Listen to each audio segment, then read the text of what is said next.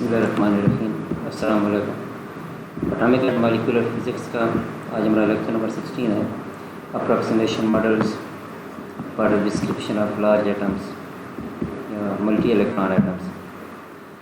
ये lecture number 15 में हमने एक मॉडल वहाँ पर स्टडी किया था मल्टी इलेक्ट्रॉन एटम्स के लिए, मॉडल ऑफ इंडिपेंडेंट इलेक्ट्रॉन, और मज़ीद चंद अप्रॉक्सीमेशन मॉडल है फॉर मल्टी इलेक्ट्रॉन एटम्स जो कि हैं the hereditary method, the hereditary Fock method and configuration introduction method और technique. Hereditary fog method, this was proposed by D.R. Hereditary to obtain the optimum wave functions for an electron in multi-electron atoms। ये किसी भी एक electron का जो है हम उसका वेव फंक्शन पॉइंट देते हैं मल्टी इलेक्ट्रॉन एटम्स में। ये फ्लो डायग्राम है इस मेथड, इस प्रोसीजर की, हेरेडिटरी प्रोसीजर और हेरेडिटरी मेथड की। इसमें सबसे पहले हम स्टार्ट करते हैं, एक ट्रायल पोटेंशियल पॉइंट कर लेते हैं, ज़ीरोथ ऑर्डर पोटेंशियल इसमें एस्टिमेट कर लेते हैं। फिर उस ज़ीरोथ ऑर्डर पोटेंशियल को, estimated potential zeroth order potential को हम जनरल इक्वेशन में पुट करते हैं। आइगन वैल्यू, आइगन एनर्जी और वेव फंक्शन हम फाइंड करते हैं। अब इस आइगन एनर्जी और वेव फंक्शन को हम देखते हैं और further according to increasing energies with all together n electrons, यानी तमाम इलेक्ट्रॉन्स के लिए हम इसको यूज़ करते हैं इस आइगन एनर्जी और वेव फंक्शन को। ओबेइंग द पॉली प्रिंसिपल, यानी हम लोएस्ट शेल से स्टार्ट करते हैं, फिर हाईएस्ट एनर्जी लेवल की तरफ हम फिलिंग इलेक्ट्रॉन्स की फिलिंग करते हैं। Then calculate the average potential experienced by the ith electron, ये ith इलेक्ट्रॉन है, ITS नहीं बल्कि TH है यहाँ पर, by the ith electron for I is equal to 1 to n। Then I किसी ith इलेक्ट्रॉन के लिए आपने लास्ट लेक्चर में भी, वहाँ में लेक्चर नंबर 15 में भी वहाँ पर हमने ये पोटेंशियल दिया था, जिससे हमने इफेक्टिव पोटेंशियल का नाम दिया था। तो ये एवरेज पोटेंशियल हम ले लेते हैं किसी भी ith इलेक्ट्रॉन के लिए, where I is equal to 1 to n। Then with these wave functions calculate new function and energies, and then we compare these wave function and energies with wave function and energies of other electrons। और ये जो अगर आप ये find कर लेते हैं eigen energy और वेव फंक्शन, अगर ये हमारे वेव फंक्शन और एनर्जीज हैं, these are in agreement within given tolerance, then these are acceptable and our result our potential and wave function and eigen energies, ये हमारे फाइनल उस electron के लिए हम यूज़ करेंगे पोटेंशियल और उसकी वेव फंक्शन, और ith इलेक्ट्रॉन के लिए पोटेंशियल, उसके लिए वेव फंक्शन और आइगन एनर्जी। लेकिन अगर ये एग्रीमेंट में नहीं है हमारी, यानी कि आप एक्सेप्टेबल सॉल्यूशन नहीं है, देन हम इस पूरे प्रोसेस को हम रिपीट करेंगे। अगर ये एक्सेप्टेबल हमारे लिए नहीं तो हम इस पूरे प्रोसेस को यहाँ से फिर रिपीट करेंगे और दोबारा हम उसके लिए जो है हम इसके लिए जो नई वैल्यूज़ हैं हम दोबारा उसमें उनमें वैल्यूज़ में आइगन एनर्जीज़ और वेव फंक्शन वैल्यूज़ में वेरिएशन करके दोबारा हम उनको यूज़ करेंगे और फिर ये पूरा प्रोसीजर हम रिपीट करेंगे जब तक हमारे लिए एक्सेप्टेबल रिजल्ट्स नहीं आ जाते। इसकी जो डिटेल है हम फर्दर नेक्स्ट स्लाइड से हम स्टार्ट करते हैं। यानी हमने सबसे पहले ये करना है, the optimum wave functions can be obtained by an iterative procedure that was first proposed by Hereditary।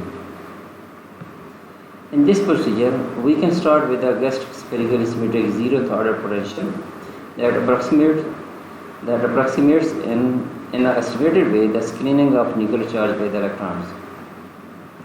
यानी आप कोई इलेक्ट्रॉन ले रहे हैं, फॉर एग्जांपल ith इलेक्ट्रॉन ले रहे हैं, तो उस ith इलेक्ट्रॉन के लिए जो न्यूक्लियर चार्ज की स्क्रीनिंग है, या जिसे हम कह सकते हैं कि वो शील्डिंग, जो हमने शील्डिंग तक पढ़ा था, ये बिल्कुल वही चीज़ है। उसके लिए हम यूज़ करते हैं कि ये ज़ीरो थर्ड पोटेंशियल हमारे पास है जो कि हमें प्रोवाइड कर रहा है the screening of nuclear charge by the electrons to the electron of interest. The possible example for such a zero third potential could be for the lithium atom. ये हमारे पास लिथियम एटम के लिए zero order potential है जिसमें ए और B हमारे पास दो constant values हैं which describe the screening of nuclear charge by the two valence electrons. Lithium में दो valence electrons होते हैं और एक जो है 2s इलेक्ट्रॉन है. तो screening of the nuclear charge by the two valence electrons, ये दो valence electrons जो हैं ये 2s इलेक्ट्रॉन और न्यूक्लियस के दरमियान में है और स्क्रीनिंग प्रोवाइड कर रहे हैं उसको 2s electron को and provides the effective potential for the 2s electron. The two parameters A and B, these can be adjusted to optimize the effective potential. ये हमारे पास दो जो इक्वेशन में A और B कांस्टेंट्स हैं कि हम इस तरह एडजस्ट करते हैं कि हम इस effective potential को ऑप्टिमाइज कर सकें acceptable values के लिए. Then inserting this potential into one electron Schrödinger equation for the ith electron, the one electron wave function and the energy eigenvalue can be calculated. And this will be done for all n electrons of any atom. The different energy states are then filled with electrons. यानी जब आप ये find कर लेते हैं, जब हम इसके लिए वेव फंक्शन फाइंड कर लेते हैं और आइगन एनर्जी वैल्यू फाइंड कर लेते हैं तमाम इलेक्ट्रॉन्स के लिए, तो फिर जो डिफरेंट एनर्जी स्टेट्स हैं उनकी हम फिलिंग इलेक्ट्रॉन को फिल कर सकते हैं डिफरेंट एनर्जी स्टेट्स में starting from the lowest state and obeying the Pauli principle. यानी लोएस्ट स्टेट से हमें स्टार्ट करना है और पॉली प्रिंसिपल को फॉलो करते हुए, यानी ये हमारा स्ट्रेटजी बनेगा. ये न्यू इनपुट में यानी वेव फंक्शन और हमें आइगन एनर्जी फाइंड करने के बाद उसे हमने पुट करना है आइगन उसमें तमाम के लिए. जब हम वेव फंक्शन फाइंड कर लेंगे तो हम एनर्जी स्टेट्स में पुट करेंगे according to by obeying the Pauli principle. Until each of all n electrons of atom is assigned to a specific state. यानी तमाम के तमाम इलेक्ट्रॉन्स को हम स्पेसिफिक स्टेट्स में उन्हें फिल कर लेते हैं और उनके लिए स्पेसिफिक स्टेट्स में असाइन हो जाती हैं. Now these wave functions are used to calculate according to improved potential. According to lecture number 15 में हमने एक इक्वेशन देखी थी जो इफेक्टिव पोटेंशियल की थी. Equation number L15.2. The improve potential for the ith electron is given by, ये वही इक्वेशन है हम लास्ट लेक्चर में हम स्टडी कर चुके हैं इफेक्टिव पोटेंशियल के लिए, which is produced by the nuclear charge and और other electrons with time average resolution. किसी ith इलेक्ट्रॉन के लिए हम ये हमने उसमें इफेक्टिव पोटेंशियल के लिए हमने इफेक्टिव पोटेंशियल फाइंड किया था लास्ट लेक्चर में.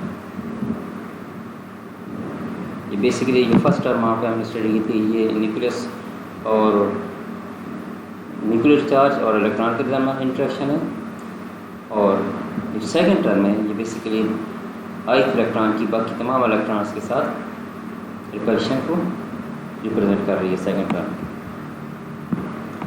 Now this potential is inserted into stringer equation giving improved wave function and eigen and energy eigen values for the ith electron.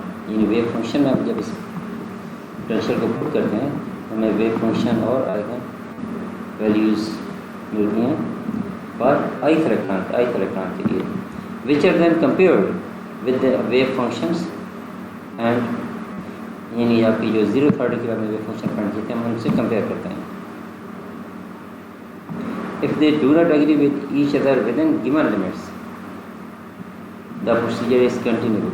यानी अगर वो गिवन लिमिट्स में नहीं आती, एक्सेप्टेबल वैल्यूज़ नहीं आती, फिर पूरे प्रोसीजर को हम दोबारा रिवाइज करते हैं, रिपीट करते हैं until a minimum value is approached for lowest energy. The energies obtained with the true wave functions are always lower than those obtained with the approximate functions. यानी जो असल वेव फंक्शन है उसके ज़रिए में जो एनर्जीज की वैल्यू मिलेगी वो हमेशा अप्रॉक्सीमेट फंक्शंस की वैल्यू से हमेशा वो कम होंगी. अप्रॉक्सीमेट हम ले रहे हैं, एस्टिमेटेड वेव फंक्शन ले रहे हैं, वो उससे उसकी वैल्यूज उस फंक्शन के लिए एनर्जीज वैल्यूँ वो लार्जर होंगी। After certain number of iterations repetition of procedure, depending on the quality of zero order potential of the wave functions, the effective potential and the energy values converge and further iterations don't change them noticeably. जब हमें यहाँ पर acceptable values आ जाती हैं फिर हमें दोबारा repeat करने की ज़रूरत नहीं होती और वही हमारे रिजल्ट्स होंगे। The important point of the Hartree method is that the total wave function is reduced to product of one electron wave functions, क्योंकि हम इलेक्ट्रॉन्स के लिए सिंगल इलेक्ट्रॉन की बाकी इलेक्ट्रॉन्स के इंटरेक्शन ऐसा देखते हैं, उसके लिए सिंगल इलेक्ट्रॉन के लिए हम ले रहे हैं उसकी आइगन एनर्जी और फंक्शन हम फाइंड कर रहे हैं, जबकि जो बाकी इलेक्ट्रॉन्स हैं वो स्क्रीनिंग प्रोवाइड कर रहे हैं उस आइक इलेक्ट्रॉन को न्यूक्लियर चार्ज से। और इस तरह फिर हम तमाम इलेक्ट्रॉन्स के लिए जो एन इलेक्ट्रॉन जितने भी हैं एटम में तमाम के लिए हम आइगन एनर्जीज फंक्शन फाइंड कर लेते हैं, तो हमारे पास जो टोटल वेव फंक्शन है वो रिड्यूस हो जाएगा वन इलेक्ट्रॉन वेव फंक्शन में। ये देखें सही R1 R2 to Rn total wave function है n इलेक्ट्रॉन्स के लिए, ये अब रिड्यूस हो गया phi1 R1 phi2 R2 and so on into phi n Rn, यानी वन इलेक्ट्रॉन वेव फंक्शंस के प्रोडक्ट में रिड्यूस हो गया। This approximation is much better than the separation of the wave functions into the product when the interaction between electrons have been completely neglected. इसमें electrons की आपस में जो interaction उसे हम निगलेक्ट करके कर रहे हैं। हमने सिर्फ इसमें क्या चीज़ ली है, जो आइक इलेक्ट्रॉन और न्यूक्लियस के दरम्यान में इलेक्ट्रॉन है वो सिर्फ स्क्रीन में प्रोवाइड कर रहे हैं न्यूक्लियर चार्ज, हम ये ले रहे हैं। इलेक्ट्रॉन की आपस में जो इंटरेक्शन उससे हम निगलेक्ट कर रहे हैं। Here it is complete, here is implicitly introduced in a global way by choosing the best effective potential for obtaining the one electron wave function. The total wave function must be antisymmetric with respect to the exchange of two arbitrary electrons. क्योंकि electrons हमारे identical particles हैं, तो उनकी exchange के with respect जो total wave function है वो antisymmetric होगा। Such antisymmetric linear combination can be written as the determinant. हमारे पास जो टोटल वेव फंक्शन के लिए जो है उसे हम डिटर्मिनेंट का फॉर्म इस तरह रख सकते हैं c phi1 R1 phi1 2 and so on, यानी function for first one electron second and so on n electron which automatically fulfills this demand। यानी कि जब हम when two electrons are exchanged, जब दो इलेक्ट्रॉन को एक्सचेंज करेंगे तो दोनों जो दो कॉलम्स हैं ऑफ द डिटरमिनेंट इंटरचेंज, जब हम दो इलेक्ट्रॉन को चेंज करेंगे तो दो कॉलम्स जो हैं वो आपस में इंटरचेंज हो जाएंगे और कॉलम्स के इंटरचेंज होने की वजह से जो साइन है वो भी चेंज हो जाएगा,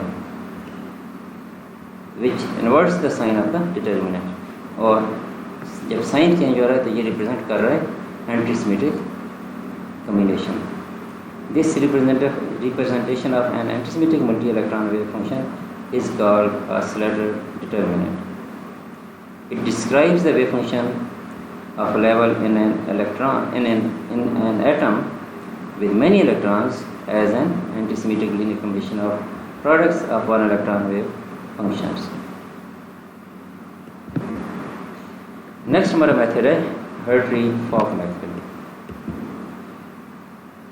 जो हमने Hartree मेथड भी हमने लास्ट ये इससे पहले जो हम Hartree मेथड कर चुके हैं और Hartree-Fock मेथड में डिफरेंस ये है कि Hartree मेथड में हमने इलेक्ट्रॉन स्पिन को निगलेक्ट किया हुआ था। हम देखें लास्ट अभी हम जब डिस्कस कर चुके हैं Hartree मेथड, वहाँ पे इलेक्ट्रॉन स्पिन हमने वहाँ पे इलेक्ट्रॉन स्पिन का हमने टोटली वहाँ पे निगलेक्ट किया हुआ है।